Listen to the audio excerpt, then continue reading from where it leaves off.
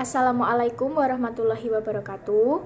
Perkenalkan, kami dari kelompok 5 ingin mempresentasikan hasil diskusi kami dalam mata kuliah Filsafat Umum dengan tema Filsafat Barat Abad Pertengahan, Para Tokoh dan Pemikirannya. Kami beranggotakan 4 kelompok, yaitu yang pertama saya sendiri, Wahyu Widiawati dengan NIM 12620521234, Wendika Retno Setiawati dengan NIM 12620521213, Muhammad Zakaria Mubarok dengan NIM 12620521324, Aulia Ma'rifatul Jannah dengan NIM 1262052124148. Kita memulai dengan materi. Yang pertama, A. Masa patristik. Berasal dari kata Peter atau Bapak yang artinya para pemimpin gereja. Para pemimpin gereja ini dipilih dari golongan atas atau golongan ahli pikir. Dari golongan ahli pikir ini menimbulkan sikap yang beragam pemikirannya. Mereka ada yang menolak filsafat Yunani dan ada yang menerimanya. Yang menolak beranggapan bahwa sudah mempunyai sumber kebenaran, yaitu firman Tuhan.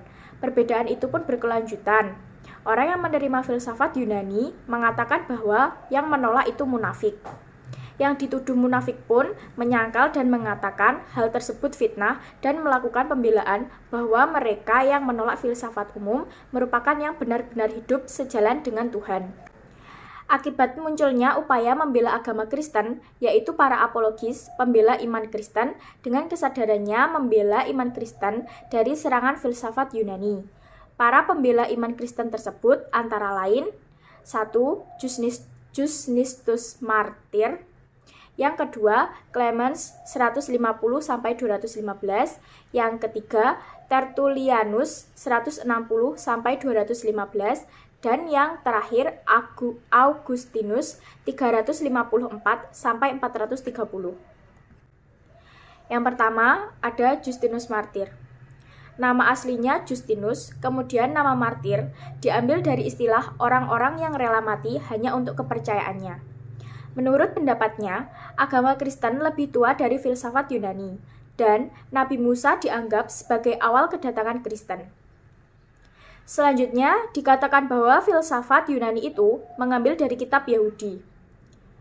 Pandangan ini didasarkan bahwa Kristus adalah Logos, yaitu pencerahan, sehingga orang-orang Yunani dapat dikatakan menyimpang dari ajaran murni.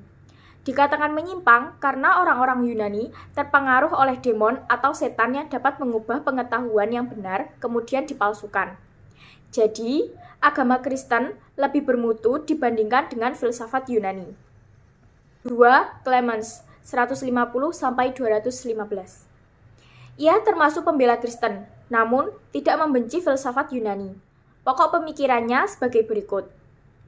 Memberikan batasan-batasan terhadap ajaran Kristen untuk mempertahankan diri dari otoritas filsafat Yunani, memerangi ajaran yang anti terhadap Kristen dengan menggunakan filsafat Yunani. Bagi orang Kristen, filsafat dapat dipakai untuk membela iman Kristen dan memikirkan secara mendalam. Yang ketiga, Tertullianus 160-215. Awalnya ia tidak dilahirkan dari keluarga Kristen, tetapi setelah melaksanakan pertobatan, ia menjadi gigih membela Kristen secara fanatik. Ia menolak kehadiran filsafat Yunani karena filsafat dianggap sesuatu yang tidak perlu. Bagi pendapatnya bahwa wahyu Tuhan sudahlah cukup. Selanjutnya, ia mengatakan bahwa dibanding dengan cahaya Kristen, segala yang dikatakan oleh para filosof Yunani dianggap tidak penting. Akan tetapi lama-kelamaan, Tertullianus akhirnya menerima juga filsafat Yunani sebagai cara berpikir yang rasional. Alasannya, bagaimanapun juga berpikir yang rasional diperlukan sekali. Akhirnya Tertullianus melihat filsafat hanya dimensi praktisnya saja, dan ia menerima filsafat sebagai cara atau metode berpikir untuk memikirkan kebenaran keberadaan Tuhan beserta sifat-sifatnya. Yang keempat, Augustinus 354-430. Sejak mudanya ia telah mempelajari bermacam-macam aliran filsafat, antara lain Platonisme dan skeptisisme. Ia telah diakui keberhasilannya dalam pembentukan filsafat Kristen yang berpengaruh besar dalam filsafat abad pertengahan, sehingga ia dijuluki sebagai guru skolastik yang sejati. Ia seorang tokoh besar di bidang teologi dan filsafat. Setelah mempelajari aliran skeptisisme, ia kemudian tidak menyetujui atau menyukainya, karena di dalamnya terdapat pertentangan batiniah.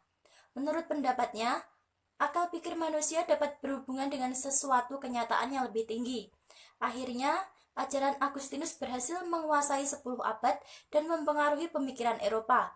Perlu diperhatikan bahwa para pemikir patristik itu sebagai pelopor pemikiran skolastik, karena ajarannya lebih bersifat sebagai metode daripada suatu sistem, sehingga ajarannya mampu meresap sampai masa skolastik. B. Masa skolastik. Istilah skolastik adalah kata sifat yang berasal dari kata skol yang berarti sekolah. Jadi, skolastik berarti aliran yang berkaitan dengan sekolah. Terdapat beberapa pengertian dari corak khas skolastik sebagai berikut. 1. Filsafat skolastik adalah filsafat yang mempunyai corak semata-mata agama. 2. Filsafat skolastik adalah filsafat yang mengabdi pada teologi atau filsafat yang rasional.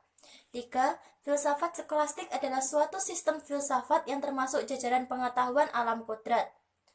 4. Filsafat skolastik adalah filsafat Nasrani karena banyak dipengaruhi oleh ajaran gereja. 5. Filsafat skolastik dapat berkembang karena faktor religius dan faktor ilmu pengetahuan.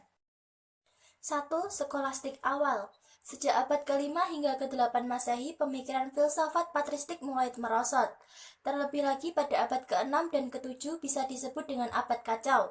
Hal ini disebabkan pada saat itu terjadi serangan terhadap Romawi, sehingga kerajaan Romawi beserta peradabannya ikut runtuh yang telah dibangun selama berabad-abad. Peter Arbaledius dilahirkan di Repellet, Prancis. Peter Arbaledius mempunyai kepribadian yang sangat keras dan pandangan yang sangat tajam, sehingga sering kali bertengkar dengan para ahli pikir dan pejabat gereja. Berbeda dengan Anselmus yang mengatakan bahwa berpikir harus sejalan dengan iman, Arbaledius memberikan alasan bahwa berpikir harus di luar iman. Hal ini sesuai dengan metode dialektika yang tanpa ragu-ragu ditunjukkan dalam teologi, yaitu harus memberikan tempat bagi semua bukti-bukti. 2. Skolastik puncak.